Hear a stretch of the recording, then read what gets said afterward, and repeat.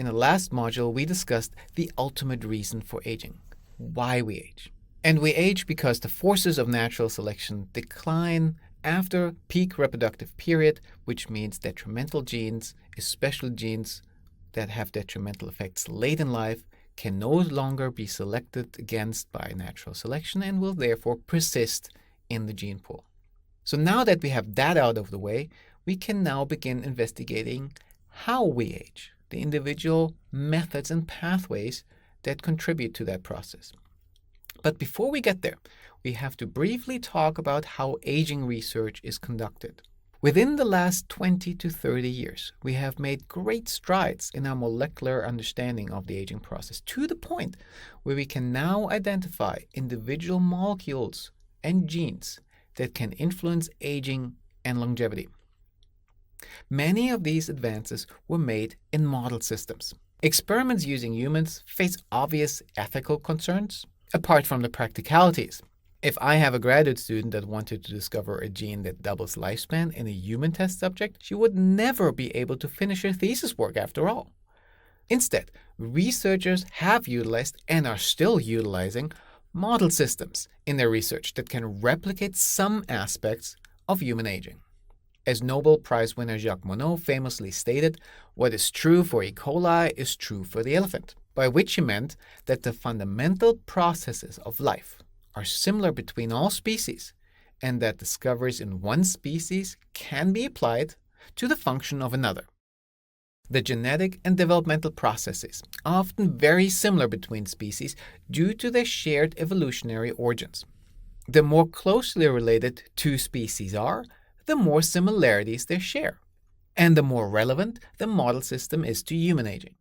The most commonly used model systems are the roundworm C. elegans. In fact, the very first aging gene was discovered using C. elegans. Then there's the fruit fly Drosophila melanogaster, the favorite model system of geneticists, and of course the mouse, as a mammalian model system. The advantages of these models are manifold.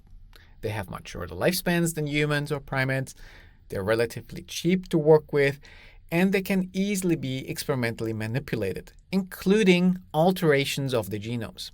But even single-celled organisms, such as bacteria or yeast, are being used, and even very complex animals, such as dogs or monkeys, are being investigated. We will briefly cover the most common model systems before we move on to the question of how aging occurs. Even single-celled prokaryotes, such as E. coli, undergo aging. Here, aging is defined quite differently as the inability to reproduce indefinitely. This can be observed in the stationary growth phase of bacterial growth. Cells undergo morphological changes, including alterations to the cell wall, and cannot maintain their size. That is, after many cell divisions, they give rise to smaller, dwarf daughter cells. Interestingly, these older cells may have arisen as a consequence of asymmetric cell division, where one cell inherits a greater degree of damaged macromolecules, while the other daughter cell is damage-free and therefore remains reproductively more competent. The damage-enriched cell loses reproductive capabilities, a situation that is termed replicative senescence. Thus, the cell ages.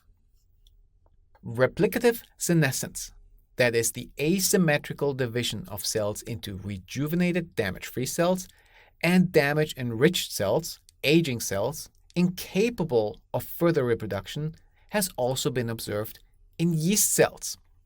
Yeast reproduce by budding, an asymmetrical division that creates a small daughter cell, or bud, as seen here.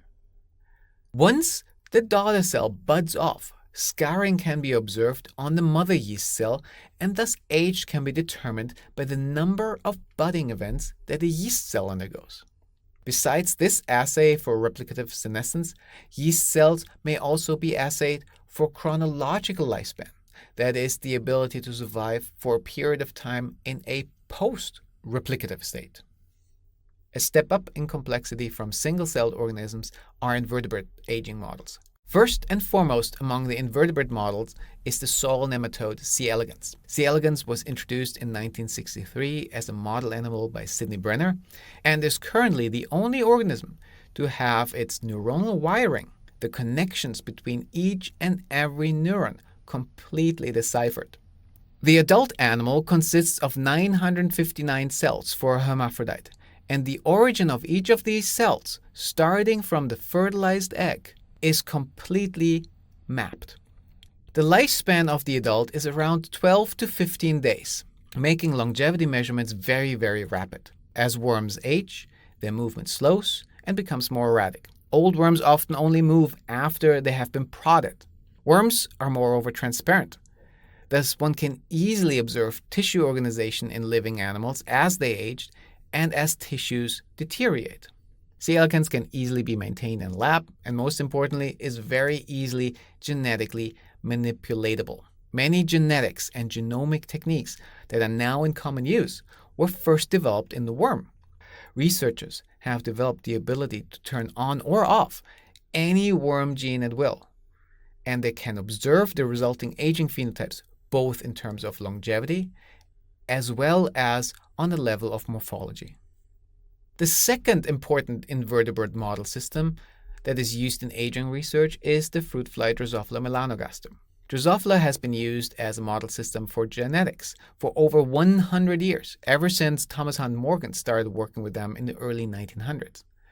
Drosophila has been used to uncover the principles of genetics and of animal development, and is now instrumental in elucidating the aging process in more complex animals.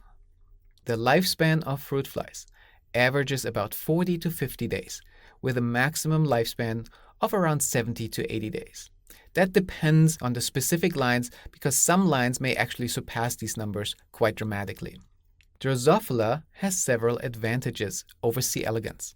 While longevity measurements take much longer to perform due to the longer lifespan of flies, flies are more complex than worms and have tissues that fairly resemble tissues found in mammals, including tissue that resembles liver, fat, and kidney equivalents.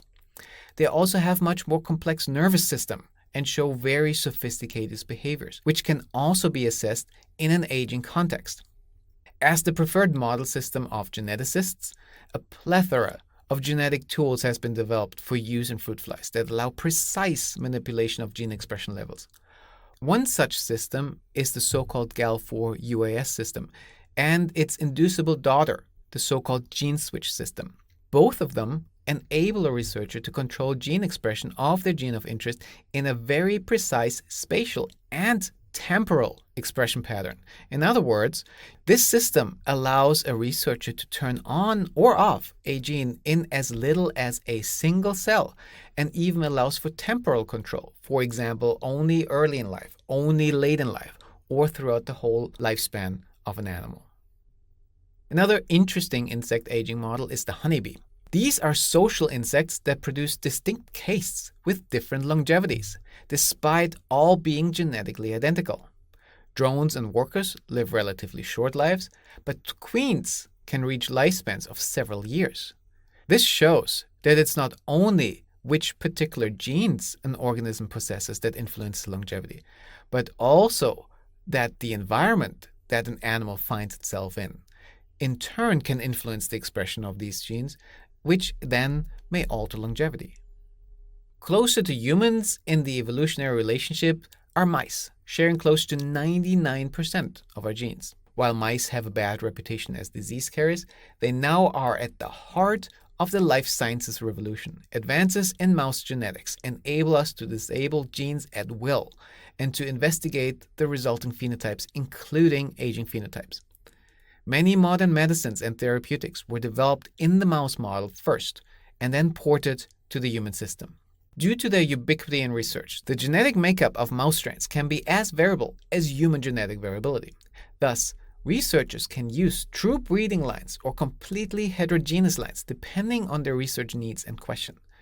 Average longevity of mice is 2 to 3 years, representing a substantial increase in time and cost compared to the much cheaper and shorter-lived invertebrate models. However, the greater homology to humans of the mouse model also makes results obtained with mice so much more relevant. Other rodents are increasingly used in aging research as well, including rats and the naked mole rats, which are not rats, they are just rodents. The naked mole rat has received the attention of aging researchers due to their very unusual traits. They are highly resistant to cancer, are generally highly resistant to a variety of stressors, and can survive in very low oxygen conditions. Importantly, they are the longest lived rodent, with a lifespan of over 30 years, and while showing some aging phenotypes, have generally negligible senescence. While genetically much less accessible than mice or rats because we just started working with them, the biochemical characterization of naked mole rat aging promises important insights in general mechanisms of aging and tissue and organ maintenance. Dogs are also increasingly used as research model systems as they share many of the same diseases that humans do, especially cancer.